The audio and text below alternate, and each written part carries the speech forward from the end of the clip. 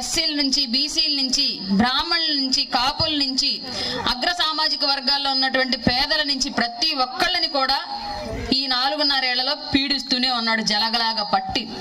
ఇక నుంచి అయినా సున్నం పెడితే జలగ ఎంత బలంగా మన రక్తం తాగినా సరే సర్రమని వదిలేసి ఎలా బ్రతుకు జీవుడు అని పరిగెత్తి పోయిద్దో, అట్లాగే ఈవీఎంలో ఒక్క బటన్ ఓటు అనే ఆయుధంతో ఈ జగన్ అనే జలగని 24లో రాష్ట్రం వదిలి పరిగెత్తేలాగా మనందరం ఆ జలగని తరిం కొట్టేంత వరకు కూడా నిద్రపోవద్దని చెప్పేసి మీ అందరికీ రిక్వెస్ట్ చేస్తాను. ఇక్కడ వైసీపీకి ఓటేసిన వాళ్ళతో మాత్రమే నేను మాట్లాడుతున్నా క్లియర్గా. బాధితుడు కాని వాళ్ళు ఎవరన్నా ఉంటే మేం ఫలానా విషయంలో జగన్మోహన్ రెడ్డి వల్ల లబ్ధి పొందామని చెప్పండి.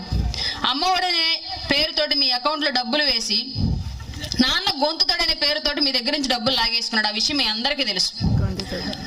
ఇంతకు ముందు క్వార్టర్ 70 రూపాయలు 80 రూపాయలు తాగి మీ అందరూ ఇవాళ 200 300 పెట్టి తాగొస్తున్నారు. ఆ విషయం మేం